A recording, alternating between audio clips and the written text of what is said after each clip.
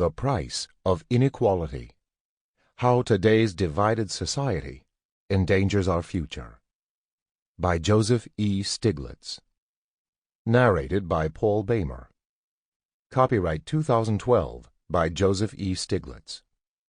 This unabridged audiobook is published by arrangement with W. W. Norton and Company, Incorporated, and was produced in the year 2012 by Tantor Media, Incorporated, which holds the copyright thereto. Preface. There are moments in history when people all over the world seem to rise up, to say that something is wrong, to ask for change. This is what happened in the tumultuous years 1848 and 1968. Each of these years of upheaval marked the beginning of a new era. The year 2011 may prove to be another such moment. A youth uprising that began in Tunisia, a little country on the coast of North Africa, spread to nearby Egypt, then to other countries in the Middle East. In some cases, the spark of protest seemed at least temporarily doused. In others, though, small protests precipitated cataclysmic societal change, taking down long-established dictators such as Egypt's Hosni Mubarak and Libya's Muammar Gaddafi. Soon, the people of Spain and Greece, the United Kingdom, and the United States and other countries around the world had their own reasons to be in the streets. Throughout 2011, I gladly accepted invitations to Egypt, Spain, and Tunisia, and met with protesters in Madrid's Buen Retiro Park and Zuccotti Park in New York, and in Cairo, where I spoke with young men and women who had been at Tahrir Square. As we talked, it was clear to me that while specific grievances varied from country to country, and, in particular, that the political grievances in the Middle East were very different from those in the West, there were some shared themes.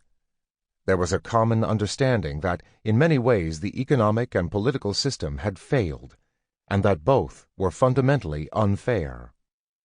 The protesters were right that something was wrong.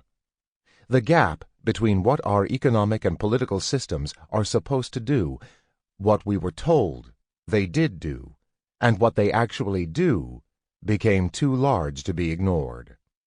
Governments around the world were not addressing key economic problems, including that of persistent unemployment.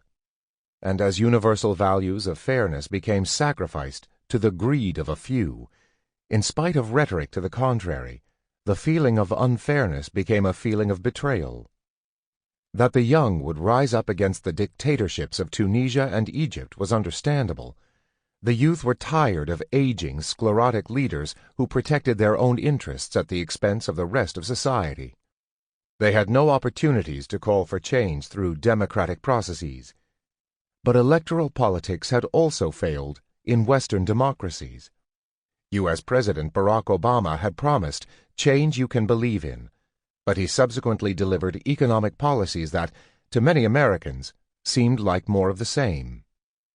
And yet, in the United States and elsewhere, there were signs of hope in these youthful protesters, joined by their parents, grandparents, and teachers. They were not revolutionaries or anarchists. They were not trying to overthrow the system. They still believed that the electoral process might work, if only governments remembered that they are accountable to the people. The protesters took to the streets in order to push the system to change. The name, chosen by the young Spanish protesters in their movement that began on May 15th, was Los Indignados, the indignant or outraged. They were outraged that so many would suffer so much, exemplified by a youth unemployment rate in excess of 40% since the beginning of the crisis in 2008, as a result of the misdeeds of those in the financial sector. In the United States, the Occupy Wall Street movement echoed the same refrain.